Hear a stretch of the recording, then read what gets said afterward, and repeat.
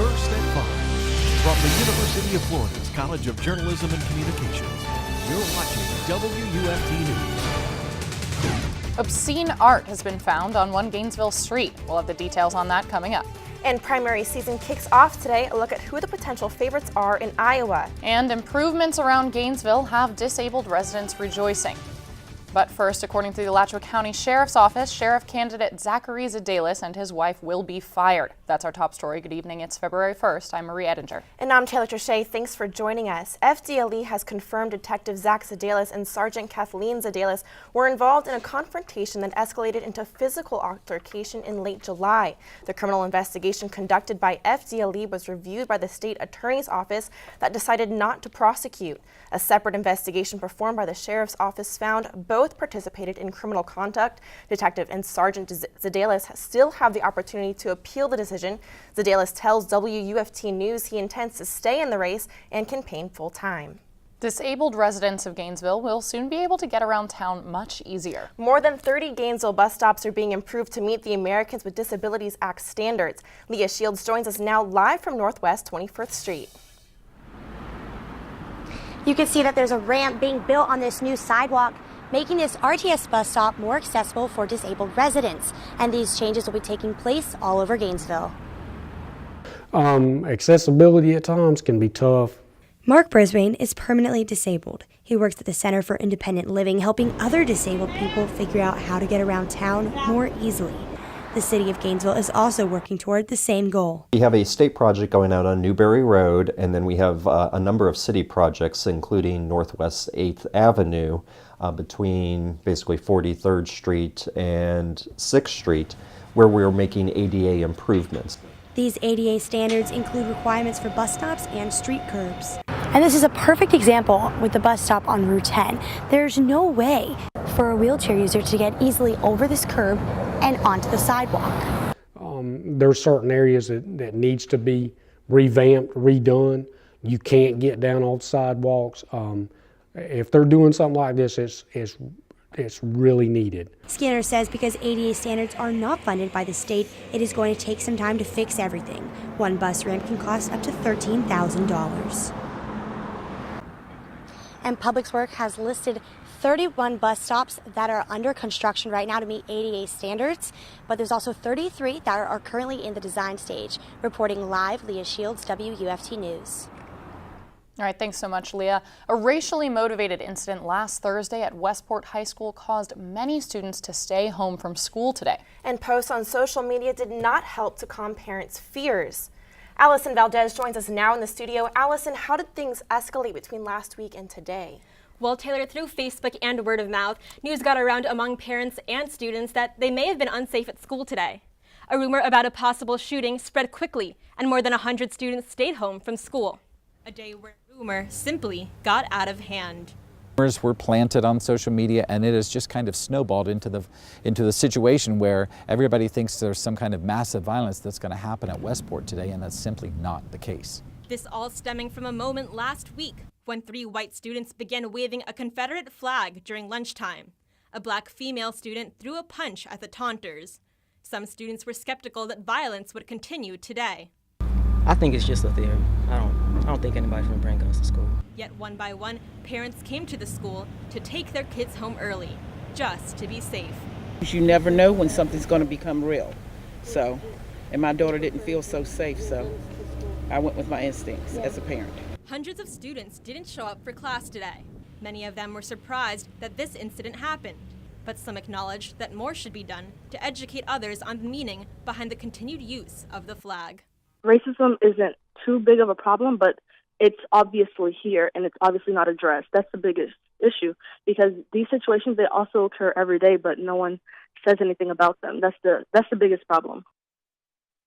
School officials say students will not receive an excused absence because it was just a rumor.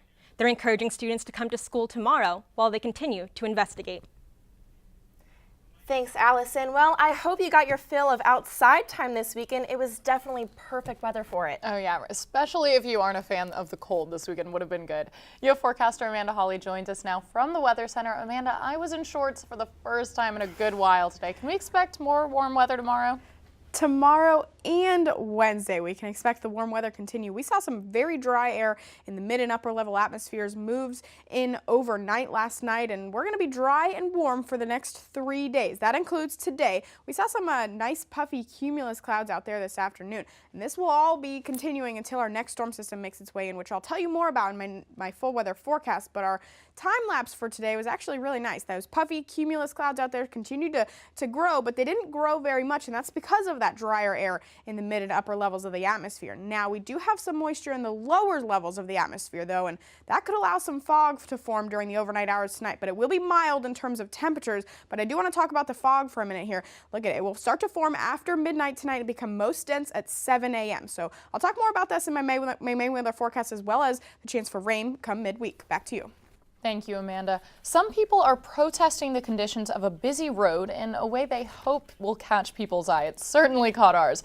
WUFT's Lauren Brumfield joins us live from the newsroom. Lauren, just how bad are the conditions on this road that people felt they needed to protest?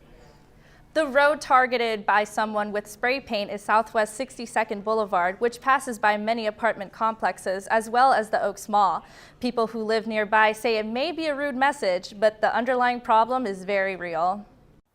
I was born and raised here in Gainesville, and I can't remember the roads not being like this, unfortunately. At least the past 5 years, they've gotten worse.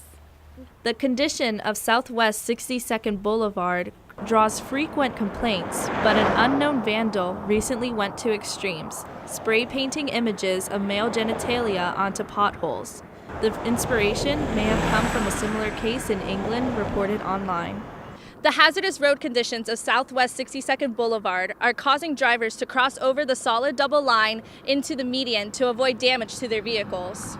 In 2014, voters rejected the idea of a transportation surtax that would have accelerated road work around the county. So unfortunately, voters did not pass that. So then we have this backlog of roads, not only with the city, but also the county, on maintenance projects that need to be completed. The entrance to Spyglass Apartments is near the stretch of vandalism. Some residents have already complained about the conditions of the road. Now, there has been times the city has come out to do some patchwork and just temporary fixes, but unfortunately those temporary fixes aren't enough to keep the roads stable. The road will soon get another Band-Aid fix for the vandalism. City officials say they'll try to paint over the crude images within the next 24 to 48 hours, but there's no timeline on when the road itself will get a makeover.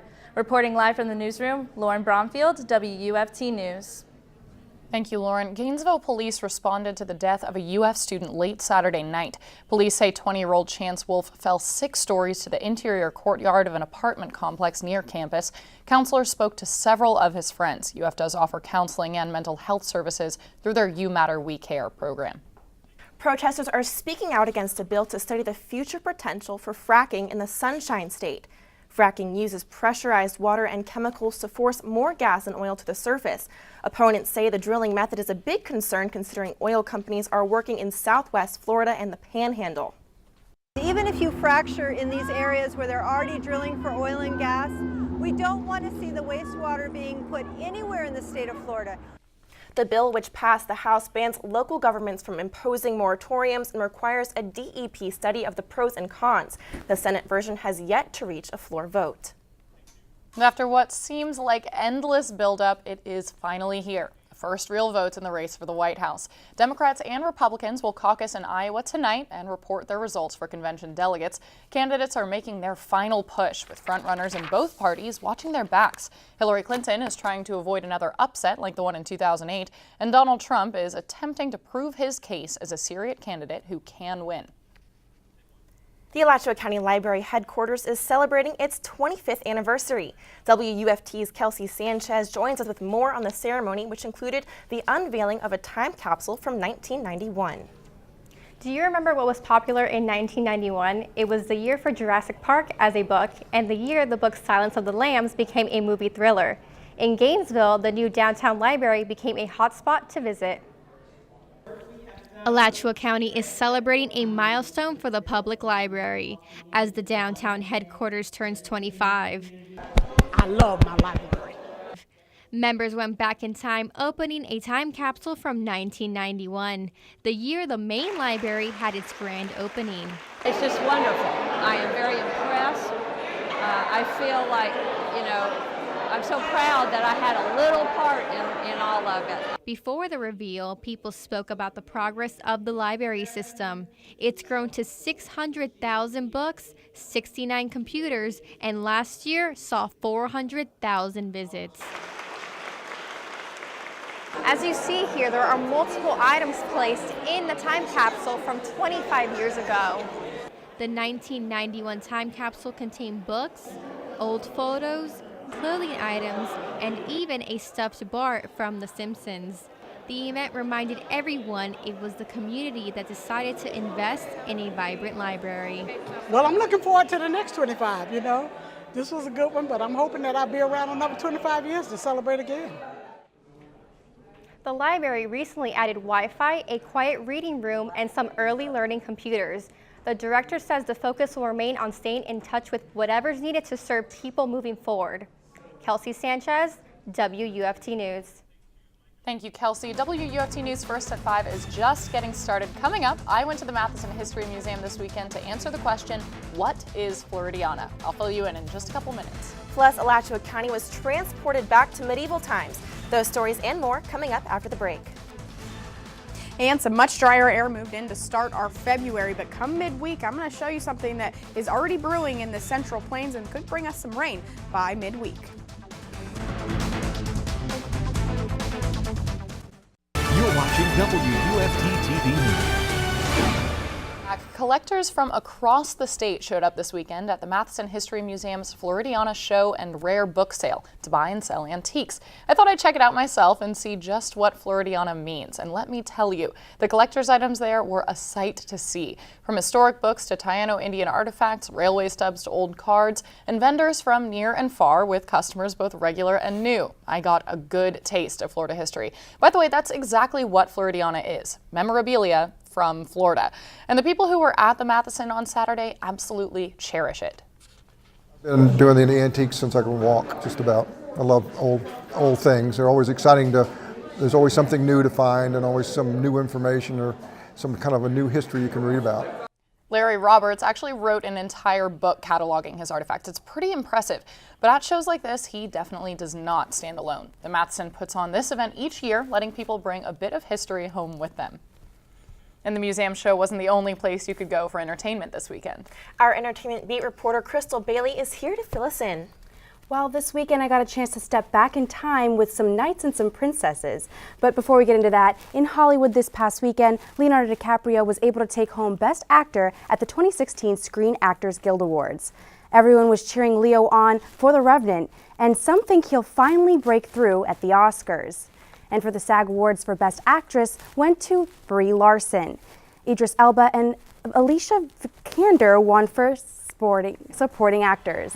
And for television, Carol Burnett took home the Lifetime Achievement Award. Supermodel and fashion icon Cindy Crawford is retiring on her upcoming 50th birthday. According to Rhapsody magazine, after February 20th, Crawford will no longer be walking the runway. After more than 30 years of modeling, Crawford says she has decided she can't keep reinventing herself. But lucky for her fans, her 14-year-old daughter is already following in her footsteps. And taking a look at the box office reviews, the #1 movie in America this weekend was Kung Fu Panda 3. Earning $41 million in ticket sales, the animated film follows Poe's adventures after being reunited with his father. Rentrak says this is normally a slow time of year, and this release date paid off big for Fox. The Revenant took second place with another successful week at the box office and earning $12.4 million. With Oscar noms for Best Picture and Best Actor, the Critics' Choice selection stars Leonardo DiCaprio as a grizzly explorer in the early 19th century. And coming in third, Star Wars The Force Awakens brought in another $11 million. In worldwide gross ticket sales, it's up to third all-time, closing in on Titanic and Avatar. Fans can expect the 8th and 9th Star Wars movies in 2017 and 2019. And each year, Gainesville gets a little taste of what it might be like to live in medieval times. The 30th annual Hogtown Medieval Festival was this weekend. This is for all you band majors. The Alachua County Fairgrounds transformed into a castle ground this weekend. Hogtown fairgoers were able to enjoy a number of activities from magic and comedy shows to games and rides. Traveling carnies come to perform at Hogtown from all over the country. Longtime Italian comedian Kenny Silky has been coming to perform here at the fair for longer than he can remember. One of the things about this show is it's a really interesting mix, Gainesville.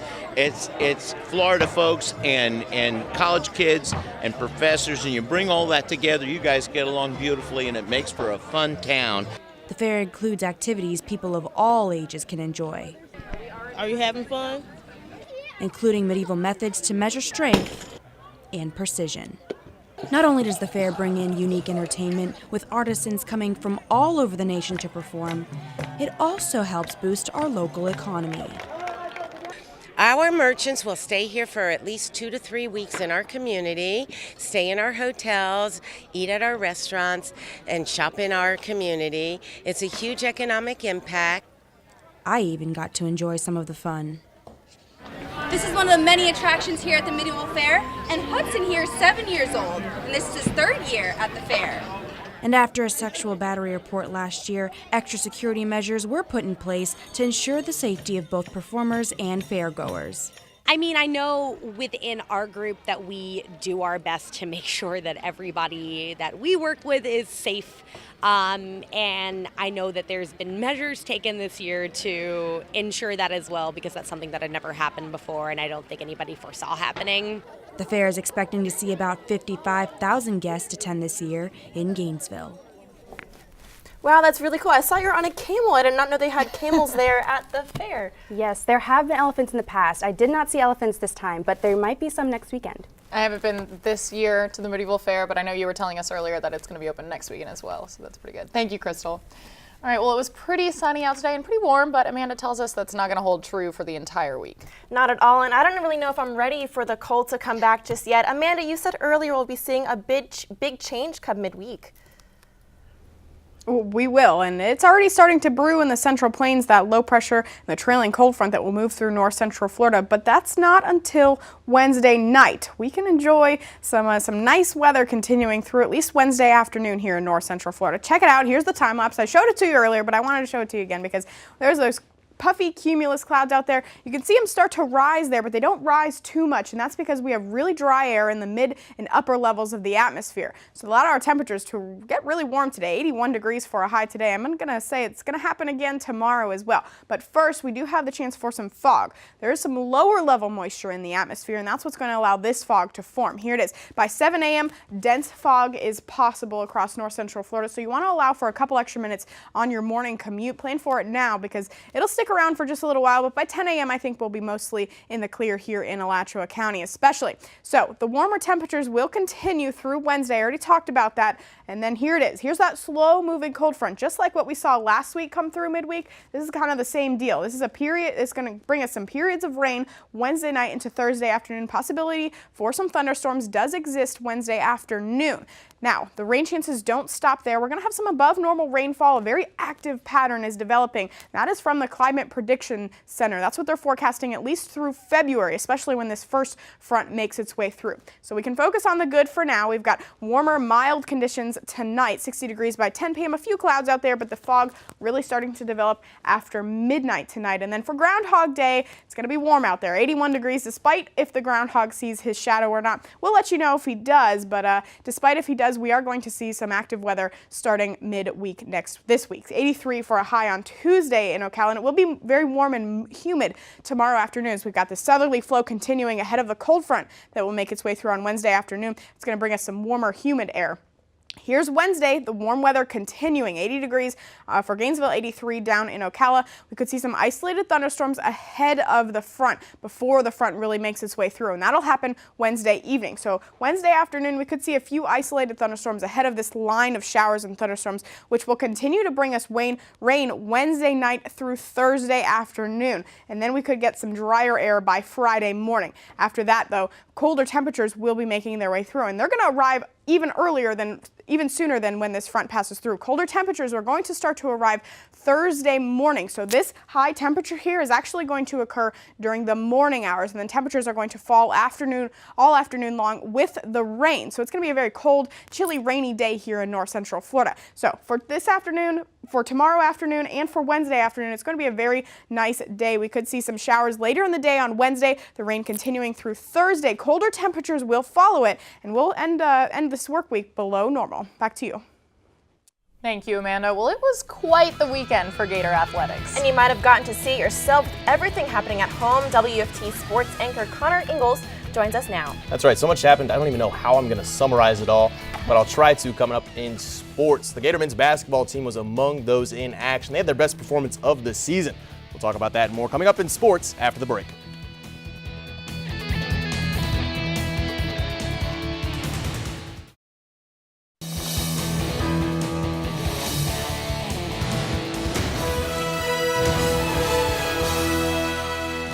We're just 1 month into 2016, but it's tough to imagine the Florida Gator athletic program having a better weekend than this year than this past one. 3 top 15 teams came into the O-Dome, and all 3 got chomped. Welcome back to sports. I'm Connor Ingalls. We'll open up with the men's basketball team, who finally got their signature win.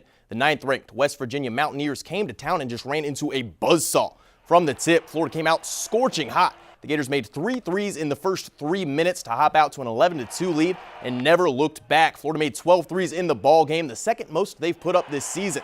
Dorian Finney-Smith had a game-high 24 points, and Kayvon Allen added 19. Coming off the biggest win of his career, Gators head coach Mike White says he needs his team to show maturity. The biggest concern as a coach at this point is, how we handle success, and we've been here before.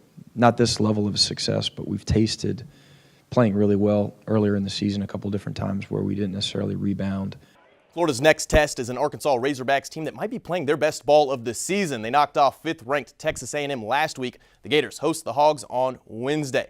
There might not be a more surprising team in women's basketball than the 22nd-ranked Florida Gators. Yesterday, Florida tacked on another big win to their growing NCAA tournament resume. The Gators got their 3rd-ranked win of the season, this time over the Kentucky Wildcats. Simone Westbrook led Florida with 20 points. She was one of 4 Gators in double figures. Head coach Amanda Butler says it's that balanced attack that is carrying Florida.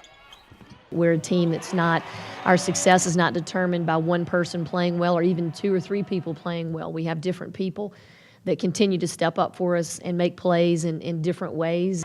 The women's team also gets 3 days off before returning to the O-Dome Thursday against Texas A&M. But maybe the most impressive moment in the Dome this weekend came from the Gator gymnastics team. 3 Gators recorded a perfect 10 in taking down the 5th-ranked Alabama Crimson Tide. Top right of your screen, you've got Kennedy Baker on the floor. To her left, Alex McMurtry getting it done on the bars. And below it was Bridget Sloan on the beam. 10-10-10. That's the first time 3 10s have been recorded in separate events in program history.